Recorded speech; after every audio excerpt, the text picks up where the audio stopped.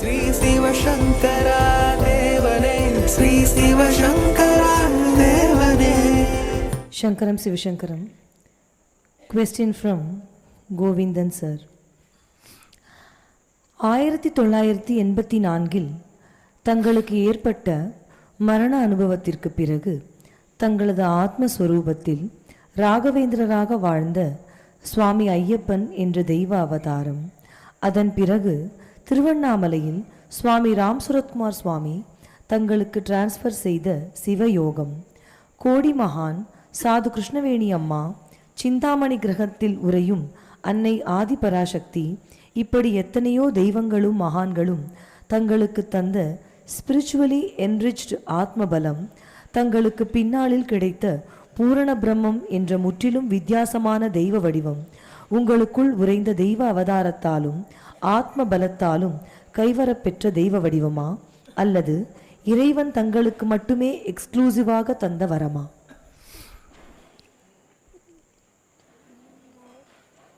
அவதாரம் அப்படின்னா a superior divine energy descending down from the sky to the earth அப்படின்னு அர்த்தம். இப்போ அவதாரம் என்றால் இறங்கி வருதல். இப்போ சிவசங்கர் பாபாக்குள்ளே இருக்கக்கூடிய எனர்ஜி என்பது டைரக்ட்லி ஃப்ரம் தி ஸ்கைஸ் வந்த ஒரு சுப்பீரியர் எனர்ஜி.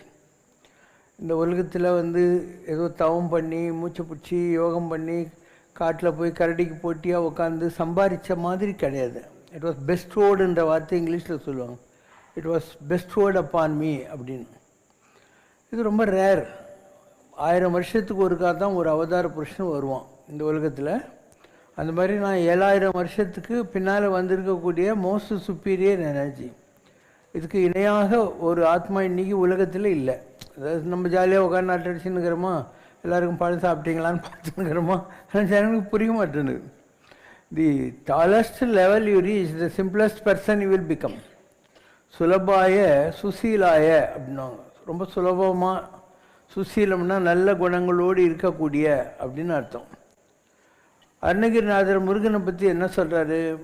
உல்லாச நிராகுல சல்லாப வினோதகனும் நீ அலையோ. ரொம்ப உல்லாசமாக இருக்கணும். ஆக்குலம்னா கவலை, நிராகுலம்னா கவலை இல்லாத மனிதனாக இருக்கணும். சல்லாபன்னா கூத்தடிச்சுன்னு இருக்கணும். வினோதகன்னா புரிஞ்சிக்கவே முடியாது இருந்தால் யார் என்னங்கிற மாதிரி. ஸோ உல்லாச நிராகுல சல்லாப வினோதகனும் நீ அலையோ. அந்த மாதிரி இருக்கிறவங்ககிட்ட போய் என்ன கேட்குறாரு? எல்லா என்னை மறந்த நலம் சொல்லாய் முருகா சுரபூபதிங்கிறார். So a person who is having all these definitions is capable of making the other person. எப்படி ஒரு மேக்னெட் ஒரு பேஸ் மெட்டலை மேக்னெட்டாக மாற்ற முடியுமோ அந்த மாதிரி மாற்ற முடியும் இந்த மாதிரி இருக்கிறவங்களால. நாங்கள் ஃபார்மலான ஒரு குரு துண்டு மேலே துண்டை தூக்கி தோல் மேலே போட்டு காதில் குசு குசுன்னு மந்திரம் சொல்கிறது இதெல்லாம் பண்ணவே மாட்டோம். We don't do all these things. So we operate through the mind. மக்களுக்கு சின்ன சின்ன விஷயங்கள் புரியும். யாரோ ஒரு குருக்கிட்ட போய் அவங்ககிட்ட தட்சிணை வச்சு போட்டு கீழே விழுந்து அவன் அவனுக்கு என்ன தெரியுமோ அதை வச்சு உனக்கு you will try to mould. அதிலெல்லாம் ஒன்றும் பெரிய நிலைகளெல்லாம் ரீச் ஆக முடியாது. தட் இஸ் ஒரு ஆஃபீஸ்னால் அதில் கிளர்க்கு, ஹெட் கிளர்க்கு, சூப்பரண்டென்ட்டு, மேனேஜர் இப்படிலாம் இருக்காங்களே, அந்த மாதிரி ஈவன் டிவைன் எனர்ஜிஸில் நிறைய ஸ்மாலர் லெவல்ஸ் எல்லாம் இருக்குது. ஸோ அது பெரிய விஷயம் இல்லை. பகவத்கீதையில் கிருஷ்ணர் சொல்கிறாரு, people always take to the forms of demigods and semi-gods. ஏன்னா they're easily accessible and they are giving you smaller boons immediately. ஒரு 30,000 மந்திரம் சொல்லி ஒரு சக்கர பொங்கல் படித்து வச்சாவே கிரேஸ் கொடுக்குற மாதிரியான சில தேவதைகள்லாம் இருக்குது. அதெல்லாம் செமிகாட் டெமிகிட்ஸ்க்கு வரும். But people don't understand that even those gods come to me for sanctioning the boons for the டிவோட்டிஸ்ன்றான். அந்த மாதிரி இருக்கக்கூடிய தேவதைகள் எங்கிட்ட தான் அவங்களுடைய டிவோட்டிஸுக்கு வரம் வாங்கின்னு போகுது அப்படிங்கிற வார்த்தையை சொல்கிறாங்க. இப்போ ஒவ்வொரு கோயில்லையுமே இந்த மாதிரியான செமி டெமி அதுக்கு மேலே ஒரு சுப்பீரியர் ஃபார்ம் ஆஃப் எனர்ஜிங்கிறது இருந்தே தீரும். ஏன்னா ஒரு ஆஃபீஸுன்னு சொன்னால் அதில் எல்லா விதமான பொசிஷனில் இருக்கிற ஹியரார்க்கில் இருக்கிறவங்கலாம் இருப்பாங்க இல்லையா, அந்த மாதிரி. So Sivasankar Baba is unique இந்த கண்டெம்பரரி டைம்ஸ். இப்போது இருக்கக்கூடிய காலகட்டத்தில் நான் ரொம்ப யூனிக்கான ஒரு பர்சன். இது ஏதோ வெறும் தவம் செஞ்சிட்டோம் அதனால் கிடைச்சது அப்படின்னு நினைக்கிறது ஒரு வழி. இன்னொன்று கல்வியெல்லாம் கற்பித்தாய் நின்பால் நேயம் காண வைத்தாய்னார். எல்லாத்தையும் கற்றுக் கொடுத்த, அதை விட முருகா உன்னை லவ் பண்ண கற்றுக் கொடுத்த அப்படின்னு. இதுக்காக யா மோதிய கல்வியும் எம்மறிவும் தாமே பெற வேலவர் தந்ததுனால் அவருக்கு தேவைப்பட்டுச்சு. நீ ஒரு கம்பெனியில் வேலை செய்கிற, they sent you to some IIMs அந்த மாதிரி இன்ஸ்டிடியூஷனுக்கு அனுப்பிச்சு உங்களை ட்ரைனிங் பண்ணுறாங்க இல்லையா, இன்னும் higher levels of management techniques கற்றுக்கிட்டு வான்னு சொல்லிட்டு, அந்த மாதிரி முருகர் என்ன ப்ரிப்பேர் பண்ணி கொண்டு வந்தார். The preparation was not only after I got into realization path. ஏதோ 36 வயசில் இந்த டெத் எக்ஸ்பீரியன்ஸ் கிடைச்சப்பறம் தான் ப்ரிப்பரேஷன் கிடையாது. It happened even from my childhood days. நான் கிராமத்தில் இருந்தபோது என்ன பண்ணுவேன்னா, அங்கே வெக்கேஷனரி பைபிள் ஸ்கூல்னு இருக்கும், விபிஎஸ்னுவாங்க. ஒரு 5 நாள் 1 மாதம் அவங்கக்கிட்ட பைபிளில் போய் படிக்கணும். அப்போ பைபிளில் நான் ஒரு 7-8 பரீட்சை சின்ன வயசுலேயே பாஸ் பண்ணி சர்டிஃபிகேட் வச்சுருக்கேன். அதாவது லூக்கா எழுதுன சுவிசேஷம், மத்தேயு, மேத்யூஸ் எழுதுந்து, பீட்டர் எழுதுந்து, இந்த மாதிரி நிறைய புக்ஸ் இருக்குது. அதிலெல்லாம் பரீட்சை வைக்கணும். அந்த பரீட்சையெல்லாம் பாஸ் பண்ணோம். அவங்க எங்கேயாவது கொண்டு போய் இந்த ட்ரெஷர் ஹண்ட் அந்த மாதிரி கேம்ஸ் இதெல்லாம் பண்ணுவாங்க. இப்போ கிறிஸ்டியானிட்டிங்கிறது என்னங்கிறத பேஸாக கற்றுக்கிட்டோம். அதுக்கப்புறம் இஸ்லாமிய காலேஜில் படித்தேன் நான். அது முஸ்லீம் காலேஜ். அதனால் எனக்கு இஸ்லாம் ரிலிஜனை பற்றி ரொம்ப நாளாக தெரியும். அங்கே most of the teachers Muslims, but very good people. And I learnt a lot about Islam, நபிகள் நாயகம், இதெல்லாம் அங்கே கற்றுக்கிட்டோம் நம்ம. And I was at Ramakrishna Mission Coimbatore, பெரிய நாயக்கம்பாளையத்தில் இருந்தேன். அப்போ காலையில் 5 மணிக்கு எழுந்திரிச்சு எல்லோரும் போய் பச்சை தண்ணியில் குளிக்கணும். அதுக்கப்புறம் ராமகிருஷ்ணருடைய ஒரு ஸ்ட்ரெயின் இருக்கும். நான் தான் ப்ரீஸ்ட்டு, அதனால் எல்லோரும் உட்காந்துருப்பாங்க, இன்க்ளூடிங் சுவாமிஜி சண்டால். நான் தான் அந்த ராமகிருஷ்ணன் படத்துக்கு அலங்காரமெல்லாம் பண்ணி கற்பூரம்லாம் காட்டுவேன். இப்போது ஜனங்கள்லாம் கும்பிடணும், அவங்களுக்கெல்லாம் தீர்த்தம் கொடுத்து சடரி வைக்கிற வேலை இதெல்லாம் நான் தான் பண்ணிக்கிட்டு இருந்தேன். And I was the student prime minister. அதனால் எல்லாத்தையும் மேய்க்கிற வேலை ஒன்று இருக்கும் டெய்லி, இந்த மாதிரி ஒன்று இருந்தது. அண்டு நாங்களே துணித்து வச்சுக்கணும், நாங்களே எல்லாம் பண்ணோம் இல்லையா, காய்கறி வெட்டணும், டாய்லெட் கழுவணும், இந்த மாதிரி ஒரு டோட்டல் எக்ஸ்போசர்ஸ் எல்லாத்தையும் பண்ணிக்கிற மாதிரி ஒரு அனுபவங்கள் கிடைச்சது. And I was from A very ordinary family. அதனால் கோயம்புத்தூர்லேருந்து எங்கள் ஊருக்கு வர்றதுக்கு எனக்கு ட்ரெயின் ஃபேர் கூட காசு இல்லை. அதனால் மோஸ்ட்லி ஊருக்கு வரமாட்டேன், அங்கேயே இருந்துருவேன். எல்லா பசங்களும் ஊருக்கு போனால் கூட யாரோ எங்களை மாதிரி ஒரு 4-5 பசங்க அங்கேயே ஹாஸ்டலில் தான் இருப்போம். இப்படியெல்லாம் இனிவே இன்னும் I was grilled by God எல்லா வகையிலையும். இப்போ கோயம்புத்தூரில் ஒரு 152 ஸ்கூல் இருக்குது. நான் 8ஆம் கிளாஸு, 9ஆம் கிளாஸ், 10ஆம் கிளாஸ். ஏன்னா அப்போல்லாம் SSLC, அப்புறம் PUC, அப்புறம் BSc. ஸோ SSLC வரைக்கும் நான் கோயம்புத்தூரில் இருந்தேன். இப்போ 8, 9, 10 3 வருஷமுமே அந்த 152 ஸ்கூலுக்கு சேர்த்து கோயம்புத்தூரில் ஒரு பெரிய அளவுக்கு பேச்சு போட்டி, எழுத்து போட்டி, கட்டுரை போட்டி இதெல்லாம் வைப்பாங்க. ஸோ அது எல்லாத்துலேயுமே நான் தான் ஃபஸ்ட் வருவேன். நான் 8ஆம் கிளாஸ் இருக்கிற போதே 10ஆம் கிளாஸ் பசங்களெல்லாம் அடிச்சுட்டு மேலே வந்துக்கிட்டே இருக்கு. இது ஒரு இல்லையா, அவங்களெல்லாம் மீறிக்கிட்டு மேலே வர்றதுங்கிறது பெரிய விஷயம். அந்த காலத்தில் டாபிக் எப்படின்னா, முதல்லையே கொடுத்துட்டு உங்கள் வாத்தியார் எழுதி கொடுத்து நீ மனப்பாடம் பண்ணின்னு போய் பேசுகிறது கிடையாது. அப்படிலாம் கிடையாது. எல்லோரையும் அந்த 152 பேரையும் ஒரு ரூமில் உட்கார வச்சுட்டு போர்டில் டாபிக் எழுதி எல்லோரும் வெளியே அனுப்பிச்சிடுவாங்க. அப்போ ஒவ்வொருத்தரும் பேசினே இருக்கணும். 4 ஜட்ஜி தான் இருப்பாங்க அது ரூமில், இல்லை யாருன்னா அவுட் சைடர்ஸ் இருப்பாங்க. அப்படி அதில் வர்றது. அப்போது காமராஜ் நாடாருடைய ஏதோ ஒரு 60வது பிறந்த நாளே ஏதோ நடந்தது. அதனால் நிஜலிங்கப்பா இல்லை, கர்நாடகா சீஃப் மினிஸ்டர் இருந்தார். அப்போ அவர்கிட்ட நான் கோயம்புத்தூரில் பேச்சு போட்டியில் ஃபஸ்ட்டு வெள்ளி கப்பெல்லாம் வாங்கினேன் வந்தாள்கிட்ட. அண்டு காலேஜில் இருக்கிற போது ராமேஸ்வரத்துக்கு ஒரு தடவை NCC கேம்ப் போனேன். நான் NCCயில் அண்டர் ஆஃபீஸராக இருந்தேன். அதனால் அங்கே போய் கன்லாம் வச்சு சுடுறது இந்த மாதிரிலாம் கூட பண்ணியிருக்கோம். எங்கள் நார்த் ஆர்காட் டிஸ்ட்ரிக்டில் பெல்லியப்பான்னு ஒரு மெடிக்கரக்காரரு கலெக்டராக இருந்தார். அவருக்கு எனக்கு பிடிக்கும். அதனால் நார்த் ஆர்காட் டிஸ்ட்ரிக்ட் இருக்கிற எல்லா காலேஜையும் கூப்பிட்டு வேலூரில் செய்யார். அப்போ MLA காங்கன்னு ஒரு ஆள் இருந்தார், P. ராமச்சந்திரன் கொறடாவாக இருந்தார். அங்கே பெரிய அளவுக்கு ஆர்கனைஸ் பண்ணாங்க. அப்போ அங்கே ஒரு CMCலேருந்து எல்லா காலேஜுக்காரங்களையும் கூப்பிட்டு எல்லாருக்கும் ஒரு ஓரியன்டேஷன் கிளாஸஸ்ஸு இதெல்லாம் நடத்தினாங்க. அதுக்கப்புறம் அந்த இது இருக்கு இல்லையா, அந்த இதில் காம்படிஷன்ஸ் எல்லாம் இருக்கும், எல்லாத்துலேயும் நாம் கழிச்சிக்கிட்டே வந்தோம். இந்த மாதிரி ஒன்று நடந்தது. அண்டு ஸ்கூலில் அட்மினிஸ்ட்ரேஷன் இருந்தது, இந்த மாதிரி கிளீனிங் எல்லாம் பண்ணுறதுக்கு வாய்ப்பு கிடைச்சது. ப்ரீஸ்ட் வேலைக்கு நமக்கு கிடைச்சது. அண்டு காலேஜுக்கு வந்த உடனே இந்த பிஎம் பெர்லியப்பான்ட்டு ஒரு ஆள் கர்நாடகாக்காரர் கலெக்டராக இருந்தார். அவருக்கு என்ன பிடிக்கும். அதனால் அப்போ தான் ஆட்சிக்கு வந்தார் அண்ணாதுரையை கூப்பிட்டு தான் அந்த கான்ஃபரன்ஸை அவங்க நிறைவு விழா செஞ்சாங்க. அப்போ அவர் சொன்னார், இந்த மாதிரி வழக்கமாக யாருன்னா ஆஃபீஸருங்க இல்லை ப்ரொஃபஸருங்க தான் வந்து சொல்லுவாங்க, யூ ஆர் த டேலண்ட், அதனால் நீ வந்து அவருக்கு ஓட் ஆஃப் தேங்க்ஸ் சொல்லு அப்படின்னாரு. அப்போது hardly no I was 15-16 years. அப்போது அண்ணா தான் ஃபஸ்ட்டு வந்திருக்காரு, சீஃப் மினிஸ்டராக வந்திருக்காரு 1964 68 ஏதோ ஒன்று. அப்போ நான் பேசுகிறேன், அதாவது எல்லாமே டிஃப்ரெண்ட்டாக இருக்குன்றதுக்காக சொல்கிறேன் நான். அப்போ நான் சொல்கிறேன், அண்ணா தங்களது வித்தக பேச்சு திறமையில் நாங்கள் இதுகாரும் சித்திரப்பாவைகள் போல் வீற்றிருந்தோம்.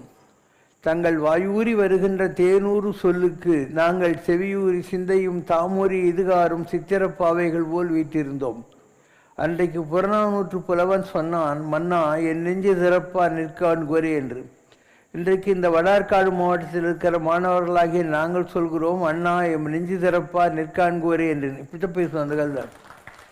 ஸோ ஒரு பக்கம் எழுத்து, ஒரு பக்கம் பேச்சு, ஒரு பக்கம் கவிதை எழுதுறது, இந்த மாதிரிலாம் இருக்கும். கவிதை அந்த காலத்துலேயும் நான் எழுதுவேன். ரொம்ப சாதாரணமாக ஒரு பியூசி அந்த டைம்லேயே எழுதுவேன். நான் என்னுடைய வாத்தியார் அப்துல் ரஹ்மான், கவிக்கோ அப்துல் ரஹ்மான், நான் சாமியார் ஆனப்புறம் அவர் இங்கே கூட 3 தடவை வந்திருக்கார். இப்போ முரசுன்னு ஒரு பத்திரிகை நடத்தினேன். அதுவும் நீங்கள் பார்க்கணுன்னாக்கா நம்ம இதுக்கிட்ட லைப்ரரியில் இருக்கும். அதாவது கையெழுத்து பத்திரிகை, ஆனால் ரொம்ப கிளாஸாக இருக்கும். அதில் ராக்கெட்டை பற்றி இருக்கும், ஒரு கவிதை இருக்கும், சிலப்பதிகாரத்துலேருந்து ஒரு பாட்டு எடுத்து ஒரு ட்ராமா இருக்கும். இதுமாரி அந்த காலத்தில் இதெல்லாம் என்ன ஒரு 15 வயசில் பண்ண விஷயங்க. இன்றைக்கி இருக்குது, நீ படித்து பார்க்கலாம், ஒரு குவாலிட்டியாக இருக்கும் அதெல்லாம்.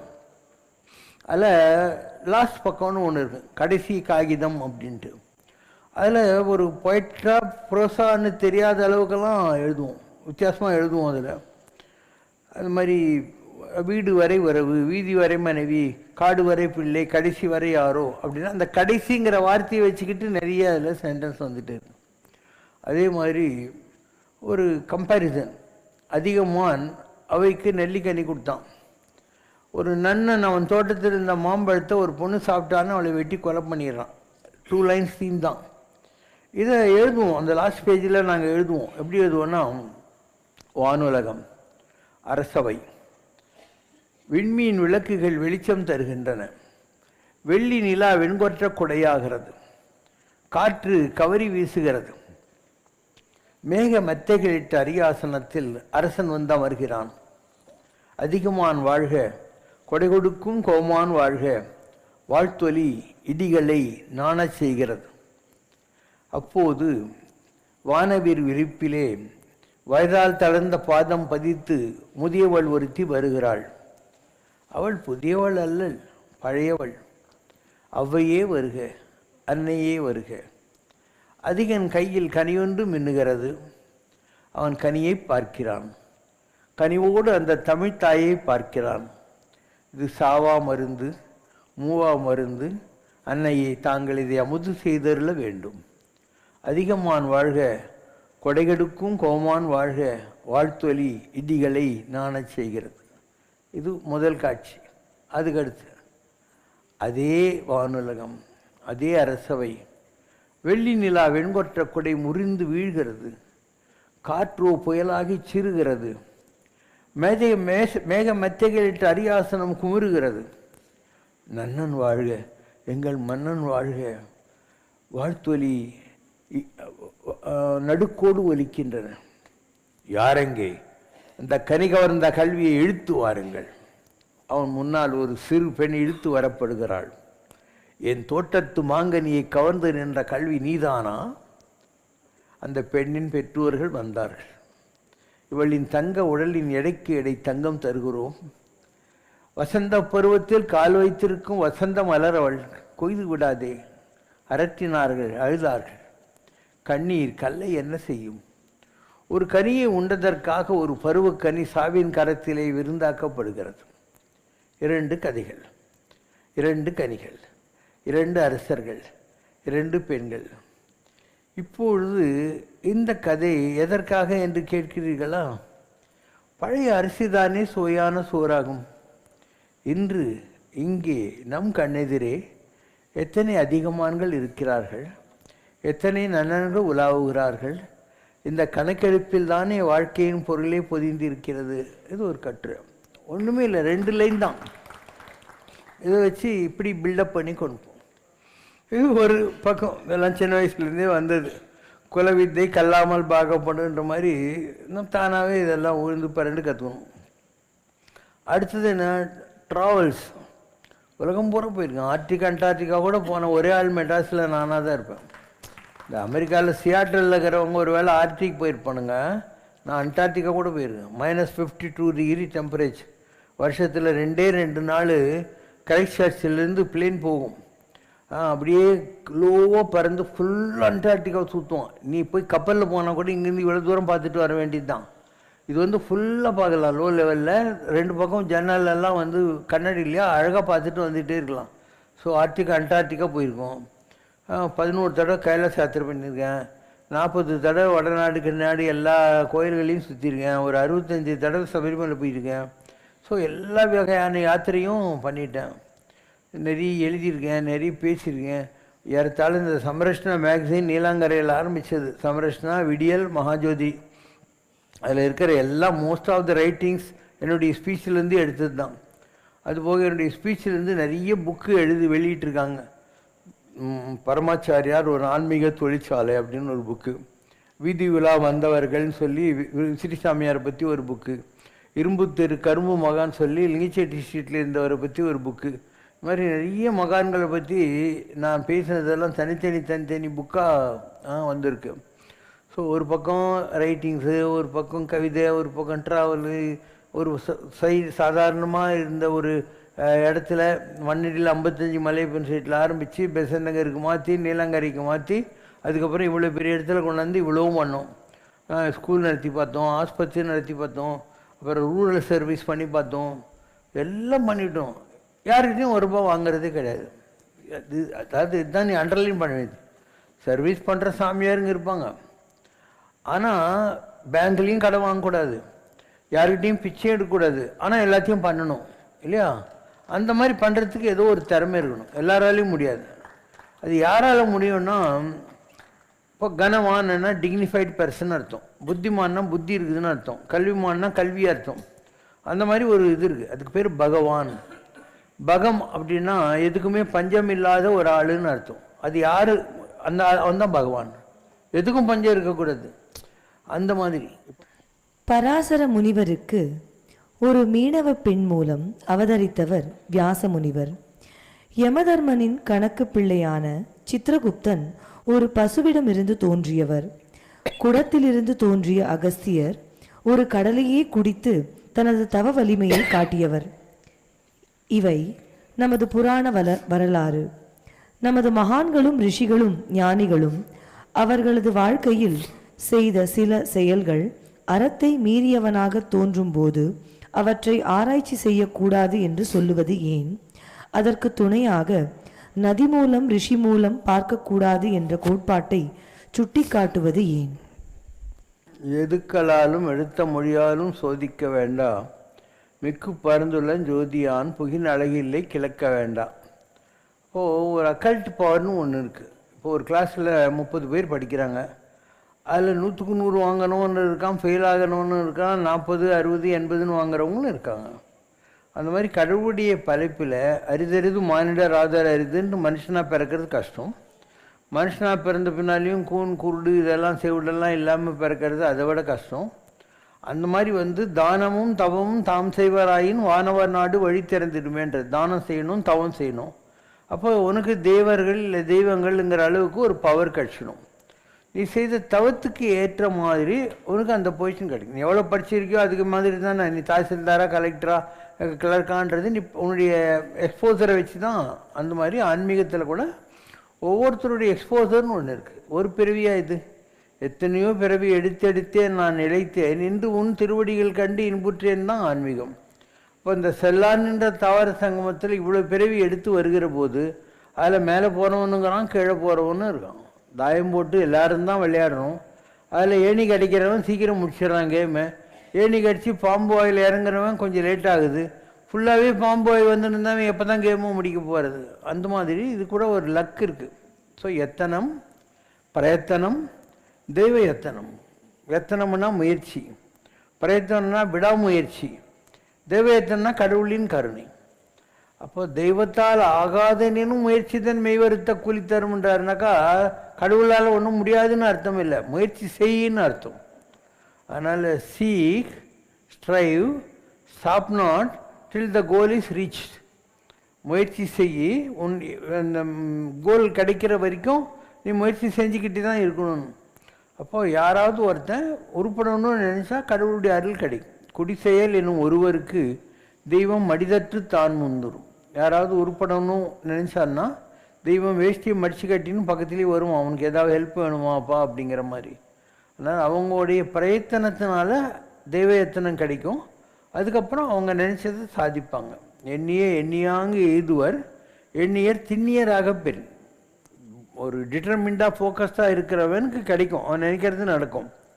வேண்டியாங்கு எய்தலால் தவம் யாண்டும் உயரப்படும். ஏன் தவம் செய்யணும், என்ன நினைக்கிறோ அதெல்லாம் நடக்கும், அதுக்காக செய்யணுங்கிறார். அப்போ எத்தனை பேர் தவம் செய்கிறாங்க? அவங்கவுங்க இந்த வேர்ல்ட்லி லெவலான விஷயங்களை பற்றி தான் யோசனை பண்ணுறாங்களே தவிர, ஒரு மாநிலம் பயிரினர் வாழ்வதற்கு ஒரு வல்லமை தாராயோ சொல்லடி சிவசக்தின்னு எத்தனை பேர் கேட்குறாங்க? யோகான்றது மூச்சு பிடிச்சின்னு பஸ்கி பண்ணுறதுன்னு நினைக்கிறாங்களே தவிர, உலகத்தில் பெரிய யோகா என்பது ஊருக்கு உழைத்திடல் யோகம், எல்லாருக்கும் உழைக்கணும், அதுதான் பெரிய யோகம் என்பது. ஸோ அந்த மாதிரி நினைக்கிறதுக்கே ஆள் கிடையாது. லட்சத்தில் ஒருத்தன், கோடியில் ஒருத்தன் தான் அப்படி நினைப்பான். ஸோ தனக்காக மென்காற்று வீசவில்லை. காற்றுக்கு என்ன லாபம் சொல்லி பார்க்கலாம்? அது பாட்டிக்கு போகுது, மூக்குக்குள்ளே வருது, வர்றபோது ஆக்சிஜனாக வருது, பிராணவாயுவா, மூக்குலேருந்து வெளியே போகிறது கார்பன் டை ஆக்சைடாக போகுது. நீ கெடுக்கிற, அது நல்ல செய்தி, நீ கெடுக்கிற. இந்த மரம் நீ புத்தி இல்லைன்னு நினைக்கிற, அதுவும் உன்னுடைய கார்பன் டை ஆக்சைடை மாற்றி மூக்குக்குள்ளே ஆக்சிஜன் ஃபேக்ட்ரியாக வேலை செஞ்சுன்னு இருக்குது. அப்போ தனக்காக மென்காற்று வீசவில்லை, தனக்காக கார்மேகம் பொழிவதில்லை. ஆகாசத்துலேருந்து மழை பெய்யுது, அதுக்கு இந்த உலகம் என்னத்தை திருப்பி கொடுக்க முடியும் இல்லையா? அது குட்டையிலையும் விழும், சலசலத்தோடும் ஆற்றிலும் விழும், எங்கே வேணால் விழும். நீ சாக்கடையாக இருந்தால் வேஸ்ட் பண்ணிட்ட, ஆறாக இருந்தால் யூஸ் ஆகும், ஜனங்களுக்கு குடிக்க குளிக்க எலக்ட்ரிசிட்டி எடுக்கிறதுக்கு எல்லாம். விவசாய நிலமாக இருந்தாக்க பயிர் வரும். இப்போ தனக்காக மென்காற்று வீசவில்லை, தனக்காக கார்மேகம் பொழிவதில்லை,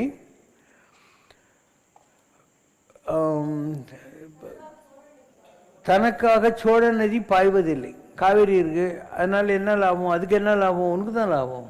மனிதன் மட்டும் தனக்காக வாழ்கின்றான். இந்த உலகத்திலேயே ரொம்ப சுயநலம் பிடிச்சது இந்த மனுஷன்தான். அதனால தான் இவன் உருப்படாமல் இருக்கான். இல்லைன்னா எல்லாத்த விட பெரிய ஒரு நிலையில் கடவுள் மனிதனைத்தான் படைத்தான். Is the highest level in the இது எலிவேட்டர். அதில் வந்தான் அப்படியே செல்லான்ற தாவர சங்கம் வந்து. எனக்கு உருப்பட தெரியல. மனுஷன் வந்துட்டு இந்த பொண்டாட்டி புள்ள குட்டிங்க இதில் மாட்டிக்கிறான், இல்லை வீடு வாசல் ஸ்கூட்ரு காரு சைக்கிள் வாங்கத்துலேயும் மாட்டிக்கிறான். அதுக்கு மேலே பியாண்ட் த நோஸ்ன்றாங்க இல்லையா, திங்க் பண்ண முடியுது இவனால். அதில் யாரோ ஒரு பரமாச்சாரியார், ஒரு ராகவேந்திரர், ஒரு சிட்டி பாபா, ஒரு அமர் கிருஷ்ணர், இயேசு, புத்தர் இந்த மாதிரி இருக்கிறாங்க இல்லையா, அவங்க வந்து உயர்நிலைக்கு அடைவதற்கு ஒரே காரணம் என்ன? அவங்களுக்கு எந்த சுயநலமும் இருக்கிறது இல்லை. ஒரு இயேசு இருந்தார், ஒரு பறவைக்கு கூட ஒதுங்குவதற்கு கூடு இருக்கிறது. ஆனால் கடவுளுடைய பிள்ளையாகி இயேசுக்கோ படுத்து தலை வைப்பதற்கு ஒரு செங்கல் அளவு இடம் கூட இல்லைன்னு தான் அர்த்தம். ஒரு ராமர் அவ்வளோ பெரிய ராஜா, இன்றைக்கி அவ்வளோ பெரிய கோயில் கட்டுறாங்க. அவர் என்ன கல்லணையில் துய்ந்தானையோ காகுத்தா அப்படின்னு கல் மேலே தலை வச்சு படுத்திருக்காரு, புல்லு மேலே தலை வச்சு படுத்திருக்காரு. அதுக்கு தான் திருப்புல்லானின்னு பேர், தர்பசயனம். அப்போ ராமர் கஷ்டப்பட்டுருக்காரு, கிருஷ்ணர் அபவாதத்துக்கு ஆளாயிருக்காரு, இயேசு சிலுவையில் போட்டிருக்காங்க, முகமது நபியை கல்லால் அடிச்சு துரத்தி விட்டுருக்காங்க, வள்ளலார் வந்தார், கடை விரித்தேன் கொள்வார் இல்லைன்னு சொல்லிட்டு போயிட்டார். பூண்டி மகான் வந்தார், நான் படியலக வந்தேன்பா, கொடி புனிக்கு ஆடலப்பா, நான் கட்டிட்டு கடையை போகிறேன்பா கைலாசத்துக்குன்னு சொன்னார். அப்போ இந்த உலகத்தில் எவ்வளோ பேர் வராங்க, ஒரு வாழைன்ற மாதிரி. ஆனால் இந்த உலகம் யாரையும் யூஸ் பண்ணுறதில்ல. இவங்க அவங்கள பற்றி அவதூறு பேசுவாங்க, அவங்கள யூஸ் பண்ணுறதை விட்டுட்டு they will humiliate them, they will torture them. உலகத்தில் வந்த எல்லா மகான்களும் அதே தான் அனுபவித்தாங்க. அதனால தான் இந்த உலகம் உருப்படாமையே இருக்குது. என்றைக்காவது ஒரு நாள் ஒரு மகானையாவது இந்த உலகம் சரிவர புரிந்து கொண்டிருந்தால் என்ன, எந்த ப்ராப்ளமும் இருக்காது, உலகம் என்றைக்கோ சந்தோஷமாக இருக்கும். ஆகாதது காரணம் மகான்கள் அல்ல, இவர்களை அனுப்பி இல்லை அந்த எனர்ஜியை அவங்களுக்குள்ளே ஃபில் பண்ணி இருக்கிற பகவானும் அல்ல, மக்கள். மக்கள் என்றைக்குமே தன் பிள்ளை தன் பெண்டு என்று சொல்லுகிற ஒரு கடுகு உள்ளத்தோடு இருக்கிறார்களே தவிர இவங்க அதை பியாண்ட் த நோட்ஸிங் பண்ணதே கிடையாது இது வரைக்கும். இப்போ நாம் இருக்கோம், இவ்வளோ நல்ல ஆசிரமத்தை பண்ணியிருக்கோம், இங்கே யார் வேணால் வரலாம், யாருக்கும் ரெஸ்ட்ரிக்ஷன்லாம் கிடையாது. இப்படி எல்லாரையும் உள்ளே விடுவோம், எல்லாருக்கும் ஒரே இது தான். புதுசாக வரவங்களுக்கு இன்னும் கூட ஜாஸ்தி மரியாதை கொடுப்போம். Every thing is so meticulous year, perfect. பாரு, நம்ம சின்ன பசங்களே சேர்ந்து ஃபுல்லாக பெயிண்ட் அடிச்சுட்டாங்க வாழ்க்கெல்லாம். அது பத்தலைன்னு சொல்லி நான் சொன்னேன், இந்த பக்கம் இருக்கிற கலர் இந்த பக்கம் வரணும், ஒரு பக்கம் ஒயிட்டு ஒரு பக்கம் காவி கலர் இருந்தாலும் துர்கா கோயிலுக்கு எதிரில் இருக்கிறதெல்லாம் இன்றைக்கி ஆள் வச்சு அதே மாதிரி கலர் காம்பினேஷன்ட்டாங்க. அந்த பக்கம் எல்லா போஸ்டரையும் வந்து புதுசாக போட்டுட்டு அந்த இடம் பூரா பெயிண்ட் அடித்து நகரன் சார் வீட்டு வரைக்கும் கொண்டு போய் விட்டுட்டாங்க. ஆளுங்களை வச்சு இல்லை நம்ம ஆளுங்களை வச்சுக்கிட்டு எல்லா புல்லுகளெல்லாம் வெட்டி எல்லாத்தையும் ரெடி பண்ணிக்கிட்டு இருக்காங்க. எல்லாம் மெக்கானிக்கலாக நடக்குதா இல்லையா, ரொட்டீனாக நடக்குதா இல்லையா? நீங்கள் வர்றீங்க, உங்களுக்கு பிரசாதம் கொடுக்குறது, கை கழுவு தண்ணி கொடுக்குறது எல்லாத்தையும் யாரோ தானே பண்ணுறாங்க. பாடுறவங்க அவங்க பாட்டிக்கு பாடுறாங்க, சர்வ் பண்ணுறாங்க அவங்க பாட்டிக்கு பண்ணுறாங்க, சாக்லேட் வாங்குறாங்க. இதெல்லாம் வந்து மைக் வச்சா சொல்லின்னு இருக்கிறோம், இங்கே பண்ணுங்க அப்படி பண்ணுங்க இப்படி பண்ணுங்கன்ட்டு. யாரையுமே இந்த இடத்துல ஆர்டர் கொடுத்ததே கிடையாது. அவங்கவுங்களாம் ஒருத்தரை பார்த்து கற்றுக்கிட்டு இவ்வளோ அழகாக நடக்குது இந்த ஆர்கனைசேஷன் இல்லையா? So it's running so beautifully. இவ்வளோ தான் ஆன்மீகம் என்பது. வழிபடுவது அல்ல, சும்மா கும்பிட்டுட்டு ஊதத்தி காட்டு கோயந்தா எனக்கு வந்து எல்லாரையும் நாமும் போடுற பவர் விடுன்னு கேட்கறது இல்லை. வழிபடுவது அல்ல, வழிபடுவது. யூ ஹாவ் டு வழிபடுவது, நல்ல வழிக்கு போகிறதுக்கு உருப்படுறதுக்கான கற்றுக்கிறது. இதை வச்சுவிட்டு சும்மா நான் அந்த மந்திரம் தெரியும், இந்த பட்டை போட்டேன் மொட்டை போட்டேன் கொட்டை போட்டேன் கலராக வந்து துணி கட்டிக்கினேன் மாலைங்களை போட்டுன்னு சுற்றினுறேன்னு சொல்கிறானுங்க இல்லையா அவன். அதெல்லாம் எங்கேயுமே ஒன்று கொண்டு போகாது. நகி ரட்சத்தை டுக்குருங்காரனே அப்படிங்கிற மாதிரி மக்களுக்கு புரியல, ஆன்மீகம் புரியல. ஏன்னா இவங்களுக்கு மாற்ற சாமியாருங்களும் எல்லாம் வேஷதாரிகளாக இருக்கானுங்க, ஒரு விஷயதாரி இல்லை. அண்டு யாராவது யோக்கியனாக இருந்தாக்கா அவங்கள வந்து மார்க்கெட் பண்ணிக்க தெரியல அவங்களுக்கு. பெரிய ஆளுங்க நிறைய பேர் இருக்காங்க, ஆனால் அவங்களுக்கு மார்க்கெட் பண்ணிக்க தெரியல. அவங்க வந்து லையிங் லோ அப்படியே இருந்துடுறாங்க, கடவுள் பார்த்துக்குவான்ற மாதிரி. கொஞ்சம் அசர்ட் பண்ண வேண்டியிருக்கும். You have to assert your right to run an organisation.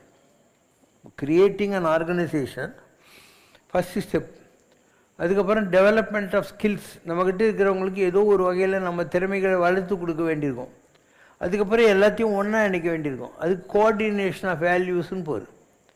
இந்த மாதிரி நீ பண்ணுற போது உனக்கு ஆரம்பத்தில் அப்போசிஷன் பயங்கரமாக வரும், எல்லோரும் எதிர்ப்பாங்க. ஏன்னா யூ ஆர் ஆட், எல்லோரும் விட வித்தியாசமாகிறேன்.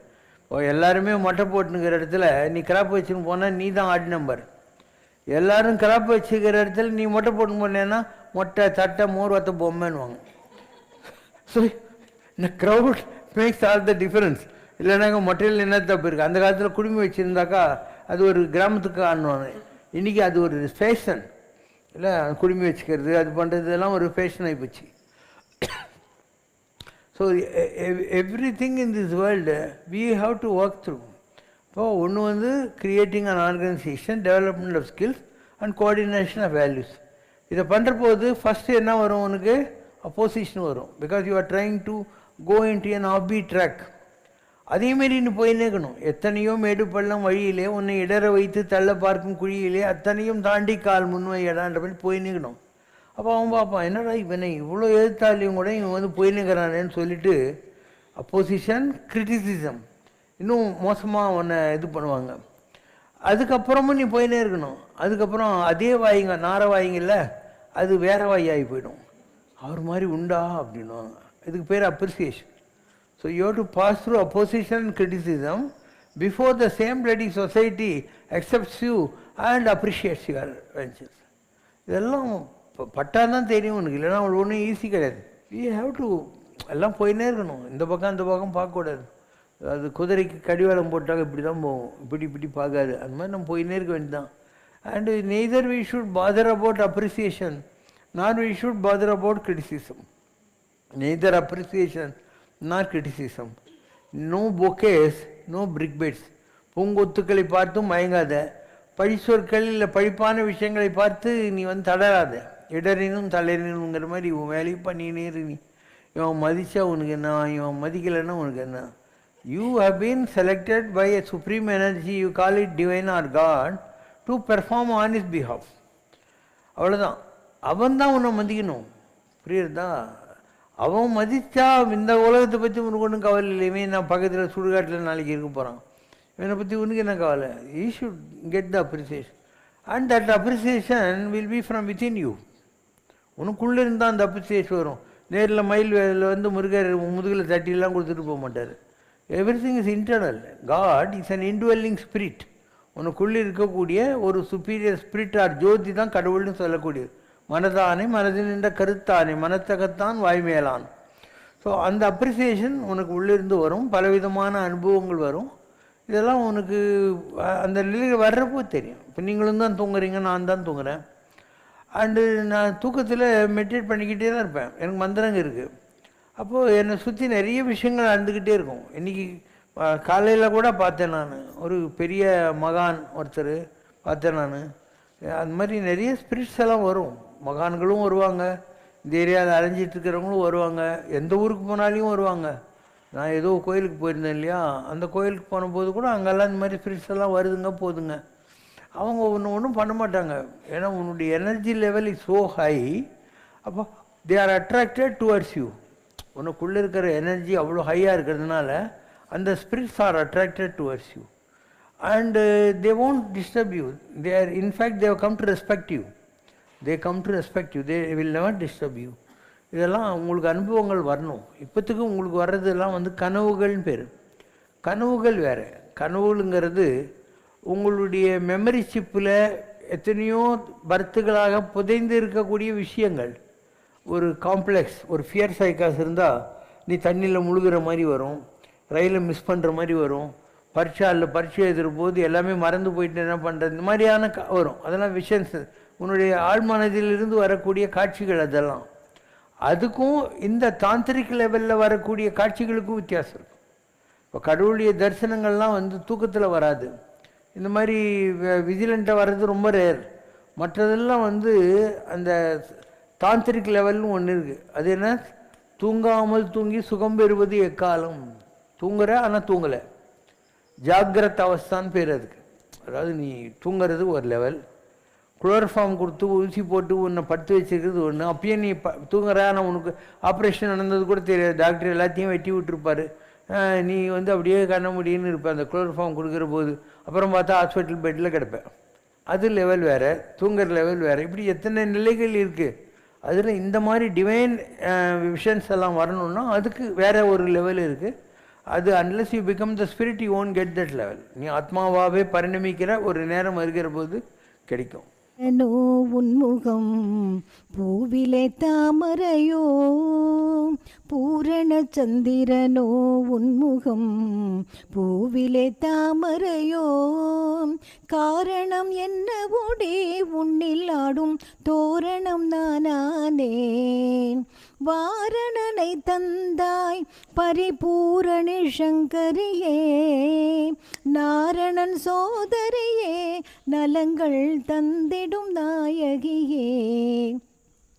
வார்த்தைகள் நான் அறியேன் அம்மா உன்னை வர்ணனை செய்திடவே, பார்த்த கண் பார்த்தபடி பித்தானேன் பாவையை உன் அழகில், கோர்த்த விழி நேரில் உள்ள மதை சேர்த்து எழுதிவிட்டேன். பொன்னில் வார்த்த சிலையாலே நல்வரங்கள் தாராயோ, பூரண சந்திரனோ உன்முகம் பூவிலே தாமரையோ. ओम जय शिव शंकर रे स्वामी जगत परिपालक रे, आदि शंकर अवतारा अनाथ रक्षक रे. ओम जय शिव शंकर रे. அன்னையும் தந்தையும் நீவென்றறிந்தும் அன்பில் நனைகின்றோம் சுவாமி, அன்பில் நனைகின்றோம். ஆசானும் இறையாகிய தேவா நின்னடி பணிகின்றோம். ஓம் ஜெய் சிவசங்கரரே. கைலையை பன்முறை வலம் வந்தாய் ஓ கருணாகர கீர்த்தி, சுவாமி கருணாகர கீர்த்தி. மயிலையில் நின்று வரம் தருகின்றாய் மங்களகர மூர்த்தி. ஓம் ஜெய் சிவசங்கரரே. ஆனந்த சாகரம் தனிலம்மையாழ்த்தும் அற்புத அருள் ஜோதி, சுவாமி அற்புத அருள் ஜோதி. ஆரத்தி செய்து பாடி மகிழ்ந்தோம் அருள்வாய் பரஞ்சோதி. ஓம் ஜெய் சிவசங்கரரே. நாராயண நாராயண ஓம் சத்யநாராயண நாராயண நாராயண ஓம். நாராயண நாராயண ஓம் சத்யநாராயண நாராயண ஓம் சத்யநாராயண நாராயண ஓம். ஓம் ஜெய் சிவசங்கரரே. அம்மையோடு அப்பனென வந்தவர்க்கு மங்களம், ஆசானும் தெய்வமுமாயானவர்க்கு மங்களம். இத்தனை துயர்களெல்லாம் தீர்ப்பவர்க்கு மங்களம், ஈஸ்வராவதார சிவசங்கரர்க்கு மங்களம்.